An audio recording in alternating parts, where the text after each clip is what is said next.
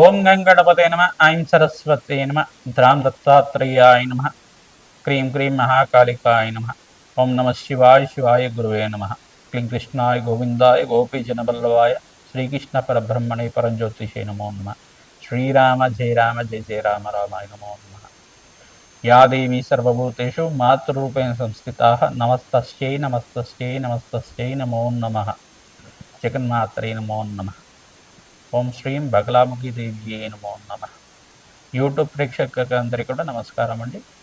నేను పాలపర్తి గురునాథ్ శర్మ జ్యోతిషం వాస్తు సిద్ధాంతిని. మీకంతా కూడా ఈ యొక్క ఖగోళ శాస్త్రంలో గ్రహాల యొక్క స్థితిగతి కలయిక వాటి ప్రభావం అంతా కూడా మానవాళి మీద మేషాది ద్వాదశ రాశుల మీద ఎటువంటి ప్రభావం అంతా కూడా చూపిస్తుంది. ప్రధానంగా ఫిబ్రవరి నెల మాస ఫలితాల భాగంగా మాఘమాసం మాస ఫలితాల భాగంగా రవి మార్పు అంతా కూడా ఏ రకంగా మేషాది ద్వాదశ రాశి వాళ్ళకి ప్రభావం చూపిస్తుంది అంతా కూడా విశ్లేషణ చేయడం జరుగుతుంది. ప్రధానంగా ఇక్కడ చూసుకుంటే గ్రహ గోచారంలో గ్రహస్థితి ఈ రకంగా ఉంది. ప్రధానంగా గోచారీత్యా గ్రహాలన్నీ కూడా ఈ స్థానాలన్నీ కూడా ఉన్నాయన్నమాట. ప్రధానంగా మీనరాశిలో అంతా కూడా శని భగవానుడి సంచారం జరుగుతుంది. ప్రధానంగా చూసుకుంటే ఫిబ్రవరి నెలలో 14వ తారీఖు రోజున రవి మార్పు అంతా కూడా సంభవం జరుగుతుంది. మకర రాశి నుంచి కుంభరాశిలో ఈ యొక్క రవి మార్పు అంతా కూడా సంభవించడం. ప్రధానంగా చూసుకుంటే షష్టగ్రహ కూటమి అంతా కూడా సంభవం జరుగుతుంది ఈ యొక్క ఫిబ్రవరి నెలలో అంతా కూడా. ప్రధానంగా చూసుకుంటే రాహు, సూర్య భగవానుడు, బుధుడు, శుక్రుడు, అంగారకుడు మరియు చంద్ర భగవానుడు తోటి షష్టగ్రహ కూటమి అంతా కూడా సంభవం జరుగుతుంది. ఈ గ్రహస్థితి అంతా కూడా చూసుకుంటే ఈ రకంగా ఉంది. ప్రధానంగా చూసుకుంటే ఇక్కడ బృహస్పతి సంచారం అంతా కూడా మిథున రాశిలో సంచారం జరుగుతుంది. రాహు సంచారం అంతా కూడా కుంభరాశిలో సంచారం జరుగుతుంది. కేతు సంచారం అంతా కూడా చూసుకుంటే సింహరాశి సంచారం జరుగుతుంది. చంద్రభగవానుడు అంతా కూడా మకర, కుంభ, మీన రాశిలో అంతా కూడా సంచారం జరుగుతుంది. ఈ యొక్క సంచారం అంతా కూడా చూసుకుంటే గోచారీత్యా గ్రహాల యొక్క స్తంభన అంతా కూడా జరుగుతుందన్నమాట. మేషాది ద్వాదశ రాశుల వాళ్ళకి రవి మార్పు నుంచి మీకంతా కూడా సూర్యగ్రహ మార్పు నుంచి ఎటువంటి ఫలితాలంతా కూడా ఉంటాయి. ప్రధానంగా అంతా కూడా విశ్లేషణ చేయడం జరుగుతుంది. ప్రధానంగా గ్రహస్తంభనం వల్ల కుంభరాశిలో జరుగుతుంది కాబట్టి ఈ యొక్క కుంభరాశి జాతకులు అప్రమత్తంగా ఉండడం, మీరంతా కూడా నవగ్రహాలకి జపాలు హోమాల కార్యక్రమాలు చేసుకోవడం వల్ల, శాంతి కార్యక్రమాలు ఆచరించుకోవడం వల్ల అనంతమైన పుణ్యప్రాప్తి కలుగుతుంది. అంతా కూడా మీకు పరిహారంగా చెప్పడం జరుగుతుంది. ఈ యొక్క గోచారీత్య ఫలితాలంతా కూడా గ్రహ గోచారాన్ని ఆధారపట్టి మాత్రమే ఉంటాయి. ప్రధానంగా మేషాది ద్వాదశ రాశి వాళ్ళు మీ జన్మ జాతకమే ప్రధానమైన జాతకంగా ఉంటుంది కావున ప్రతినిత్యం కూడా మీ జాతకరీత్యా ఉన్న దోషాలకి పరిహారం ఆచరిస్తూనే గోచారీత్య గ్రహదేవతల అనుగ్రహం కోసం గ్రహాలకంతా కూడా నవగ్రహ పూజలు, యజ్ఞాలు, హోమాలంతా కూడా అగ్నికి నవధాన్యాలు సమర్పించడం వల్ల జాతకరీత్యం ఉన్న సకల గ్రహ దోష నివారణ కలగడానికి ఆస్కారం ఉంటుంది. మీ జన్మజాతకం అంతా కూడా సంపూర్ణంగా విశ్లేషణ చేసి మీకు పరిష్కారం చెప్పడం జరుగుతుంది. మీ జన్మజాతకంలో ఎటువంటి సందేహాలున్నా, జ్యోతిష్ సంబంధమైన సందేహాలున్నా మమ్మల్ని సంప్రదించి మా యొక్క అపాయింట్మెంట్ తీసుకొని మీరంతా కూడా ఈ జ్యోతిష విశేషాలంతా కూడా తెలుసుకొని మీరంతా కూడా జాతకరీత్యా ఉన్న పరిహారం అంతా కూడా ఆచరించడం వల్ల సర్వ ప్రతిబంధకాలంతా కూడా తిని అష్టైశ్వర్యాలు ప్రాప్తించడానికి మీకంతా కూడా ఆస్కారం ఉంటుంది. ప్రధానంగా మహాలక్ష్మి అనుగ్రహం వల్ల మీకంతా కూడా సర్వగ్రహ దోష నివారణ అంతా కూడా జరగడానికి ఆస్కారం ఉంటుంది. ప్రతినిత్యం కూడా దత్తాత్రేయ ఆరాధన చేసుకోవడం వల్ల శ్రేష్టమైన ఫలితాలు పొందడానికి ఆస్కారం ఉంటుంది.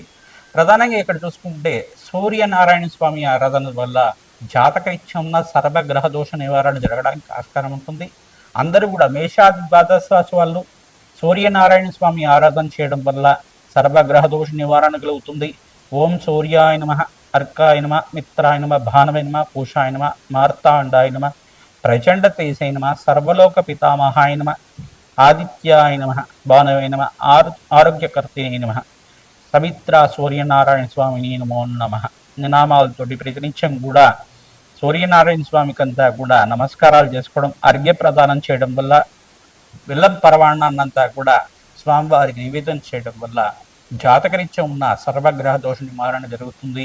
తద్వారా అష్టైశ్వర్య ప్రాప్తి కలగడానికి ఆస్కారం ఉంటుంది. ఉద్యోగుల్లో మార్పు జరగడానికి ఆస్కారం ఉంటుంది. విద్యలో ఉత్తమైన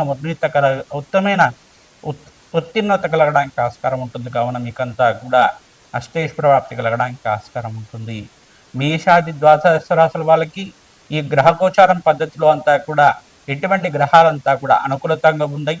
ప్రధానంగా షష్టగ్రహ కూటమి ప్రభావం అంతా కూడా ఏ రకంగా ఉంటుంది సంపూర్ణంగా విశ్లేషణ చేయడం జరుగుతుంది. మీరంతా కూడా పరిష్కారం ఆచరించండి. తద్వారా మీకంతా కూడా ఆనందమైన జీవితం జీవించడానికి ఆస్కారం ఉంటుంది. ప్రధానంగా చూసుకుంటే గోమాత సేవ చేయడం వల్ల అఖండమైన రాజ్యోగ ప్రాప్తి కలగడానికి ఆస్కారం ఉంటుంది. గోమాత సేవలో భాగంగా పచ్చిక తెలగపిండి గ్రాసాన్ని గోమాతకి తరచుగా నివేదన చేయడం వల్ల, గోమాతకి ప్రదక్షిణలు ఆచరించడం వల్ల అఖండమైన అంతమైన ఐశ్వర్య ప్రాప్తి కలగడానికి ఆస్కారం ఉంటుంది. బృహస్పతి మార్పు అంతా కూడా ఈ సంవత్సరంలో జరుగుతుంది. జూన్ 1 తారీఖు తర్వాత ఉచ్చస్థానంలో బృహస్పతి మార్పు వల్ల మేషాది ద్వాదశ రాశుల వాళ్ళకి అఖండ రాజయోగం కలగడానికి ఏ గ్రహాలంతా కూడా అనుకూలతగా ఉంటుంది అంతా కూడా విశ్లేషణ చేయడం జరుగుతుంది. శ్రీమాత్రే నమః. గ్రామ దత్తాత్రేయ నమః. ధనుసు రాశి జాతకులకి గోచారీత్యా ఫిబ్రవరి నెల మాస ఫలితాల్లో భాగంగా రవి మార్పు అంతా కూడా కుంభరాశిలో మార్పు జరుగుతుంది. ప్రధానంగా సూర్య మార్పు అంతా కూడా కుంభరాశిలో సంభవిస్తుంది. కానీ ప్రధానంగా చూసుకుంటే రవి సంక్రమణం అంతా కూడా కుంభరాశిలో ప్రవేశం చేసిన సూర్య భగవానుడు అంతా కూడా రాహుతో పాటు కలిగితూ ఉంటారు.